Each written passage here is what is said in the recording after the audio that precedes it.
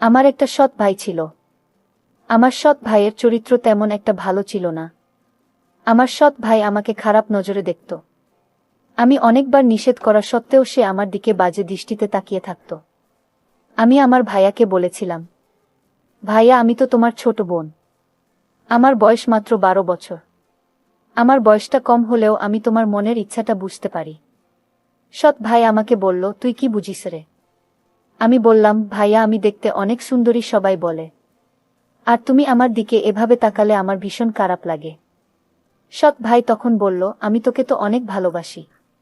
তুই যদি আমার বোন না হতি তাহলে আমি তোকে বিয়ে করতাম। ভাইয়ার মুখে এই কথাটা শুনে আমি নিশ্চিত হলাম, ভাইয়া আমার কাছে গোপনে অবশ্যই কিছু চাই। কিন্তু তার চরিত্র এত খারাপ ছিল যে এলাকার মেয়েরা তার নামে দুদিন পর পর বাড়িতে নালিশ আসত। আমি আমার সৎ ভাইকে খুব ভয় পেতাম। আমার একদিন কিছু টাকার প্রয়োজন ছিল, কিন্তু টাকা আমার মা দেয়নি। আমার সৎ ভাই বলেছিল, আমি তোকে টাকা দিব, কিন্তু তুই আমার একটা কথা রাখবি, যে কথাটা কাউকে বলা যাবে না, শুধু তুই আর আমি জানব। আমি বললাম, কি কথা? যদি রাখার মতো হয় রাখব। আমার সৎ ভাই বলেছিল, তুই একদিন আমার বন্ধুর বাসায় যাবি, আমার সাথে বেড়াতে। আমি বললাম, আমার সেখানে কেন যেতে হবে? আমার ভাইয়া বিভিন্ন কৌশলে আমাকে তার বন্ধুর বাসায় নিয়ে গেল। আমিও বলেছিলাম, ভাই, আমার 1000 টাকার প্রয়োজন, তুই যদি টাকা দেস তাহলে আমি যাব।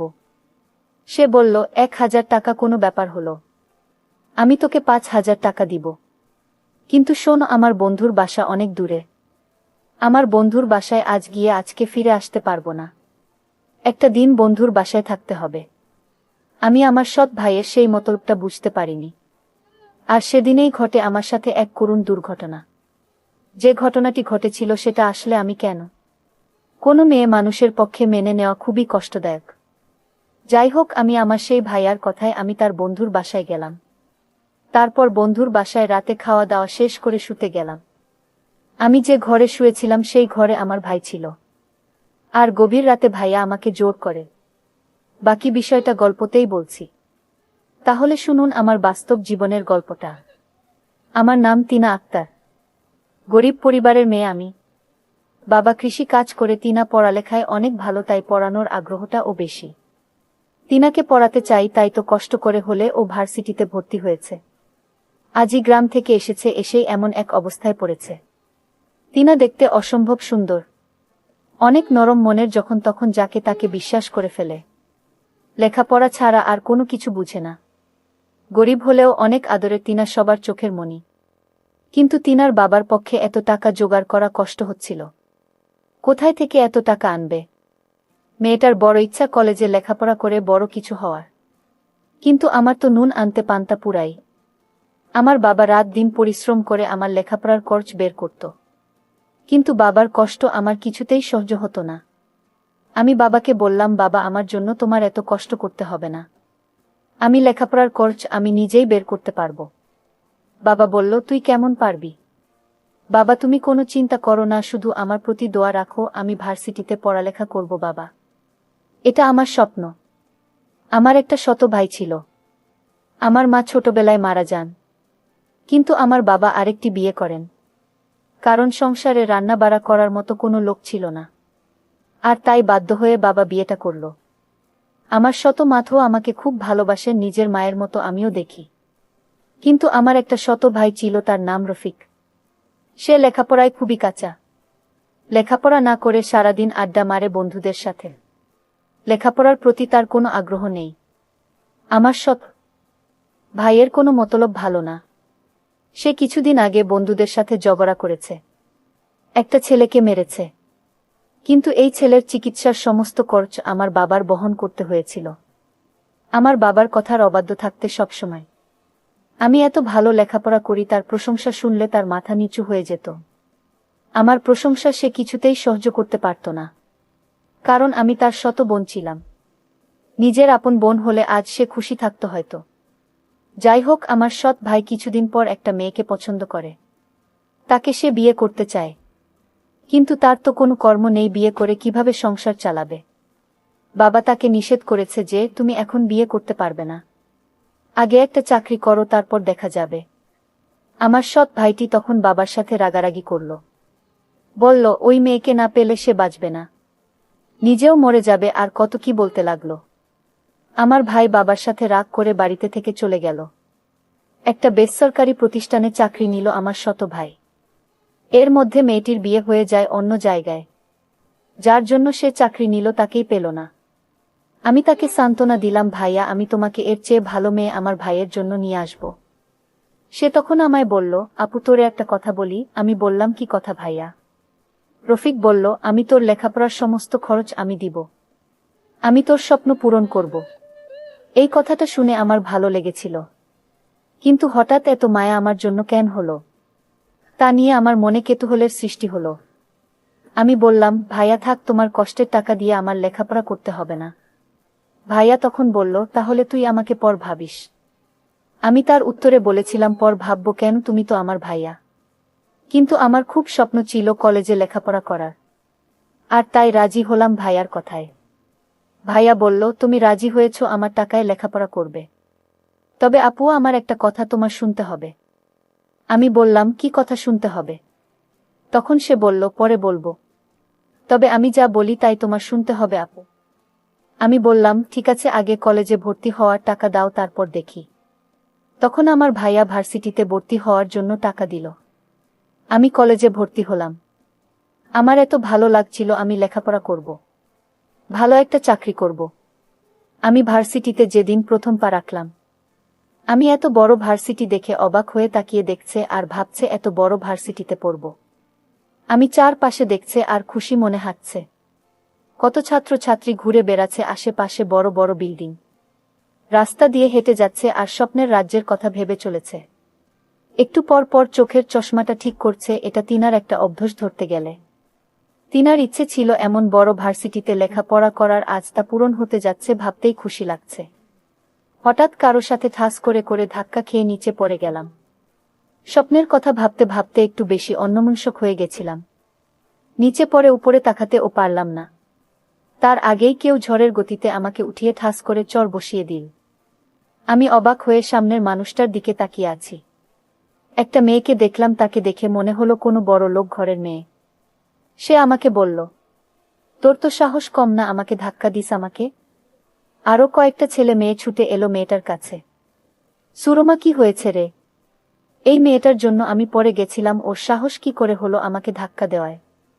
কে এই মেয়ে? নতুন মনে হচ্ছে, এই মেয়ে কখন ভার্সিটিতে ভর্তি হলো?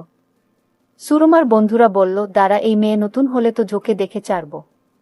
সুরমার বন্ধু রামিম বলল, ঠিক বলেছিস, সুরমার শাস্তিটা ও হয়ে যাবে।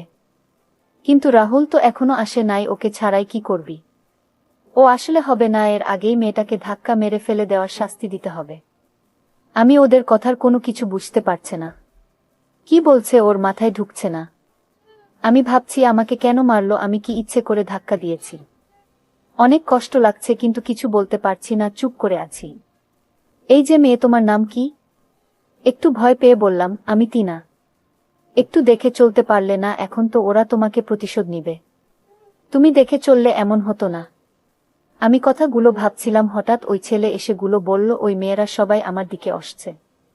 দেখে আবার তাদের কাছে চলে গেল।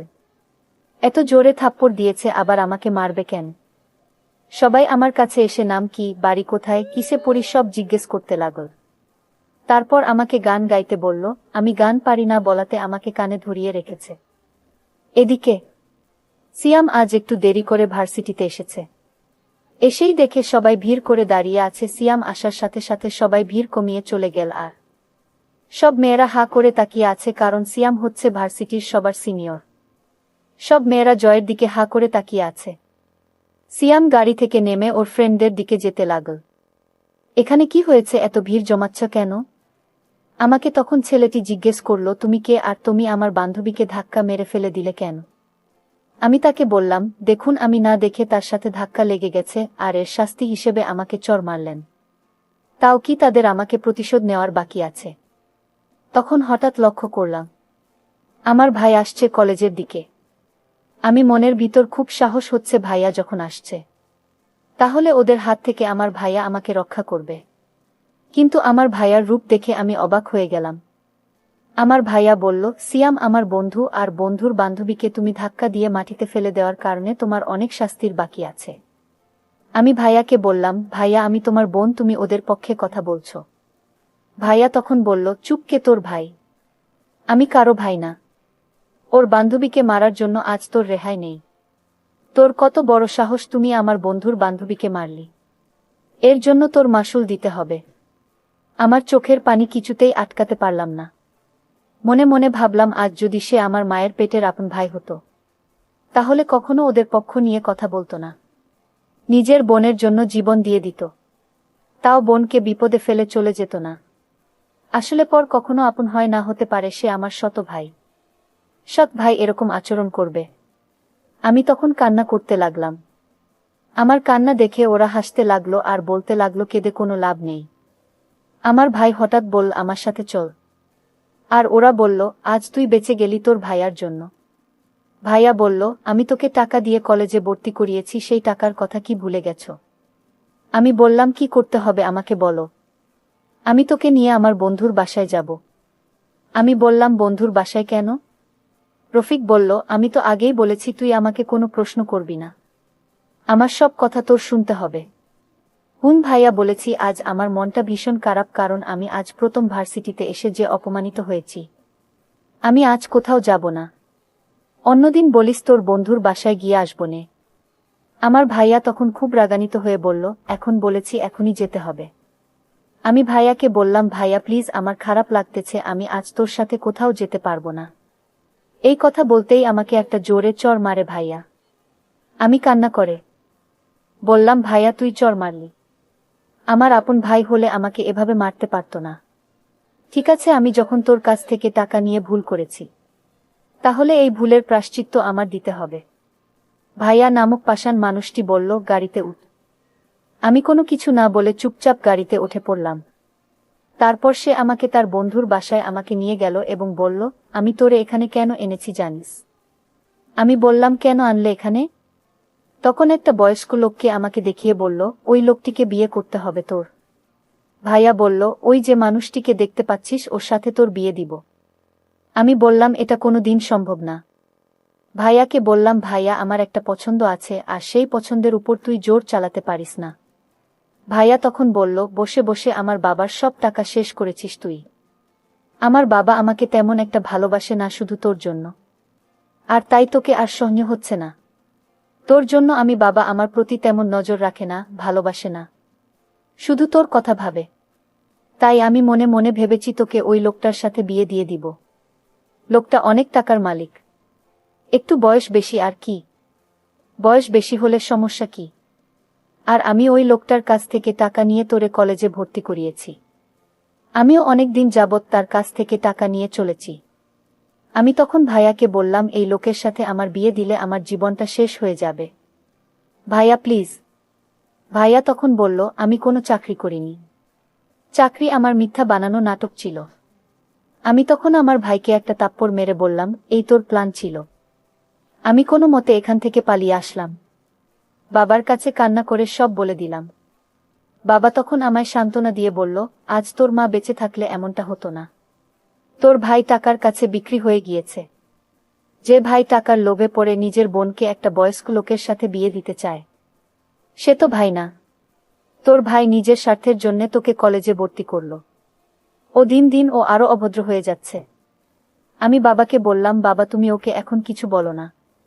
ওকে ভালো করার দায়িত্বটা আমার হাতে তুলে দাও। ওকে কিভাবে ভালো করতে হবে তা আমার জানা আছে। আজ যদি আমি ওর আপন বোন হতাম, তাহলে আমার সাথে এই নাটকটা করতে পারত না। যাই হোক, কিছুদিন পর রফিক বলল, বোন চল আমার বন্ধুর বাসায় বেড়াতে যাই। আমি তখনও জানতাম না আমার সাথে কি ঘটবে। আমি আমার ভাইয়ের কথায় রাজি হলাম। তাছাড়া সে বলেছিল কলেজে ভর্তি হওয়ার জন্য যা টাকা লাগে সে দিবে। আর তাই তো আমি তার বন্ধুর বাসায় যেতে রাজি হয়েছিলাম।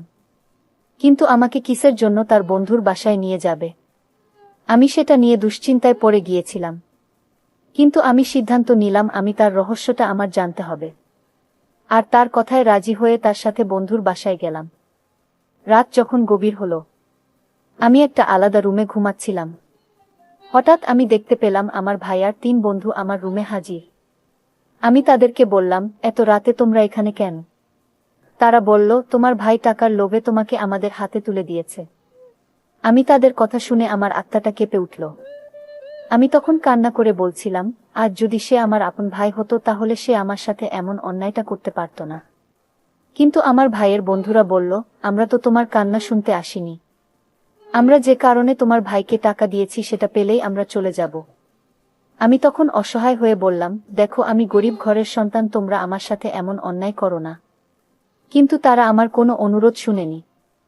বরং তাদের যে পাওনা ছিল তা আমার কাছ থেকে একে একে আদায় করে নিল। সবশেষে তারা যখন চলে গেল, আমি আমার ভাইয়াকে বললাম, তুই একটা অমানুষ, তুই একটা পাষাণ, তুই কি করে আমার এত বড় ক্ষতি করলি? এই কথা বলে আমি চলে এলাম।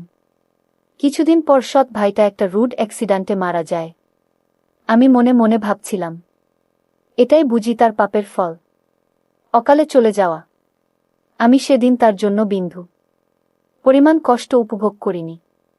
আজকের গল্পটি এখানেই শেষ করলাম। ভালো লাগলে চ্যানেলটি সাবস্ক্রাইব করে পাশে থাকবেন। ধন্যবাদ।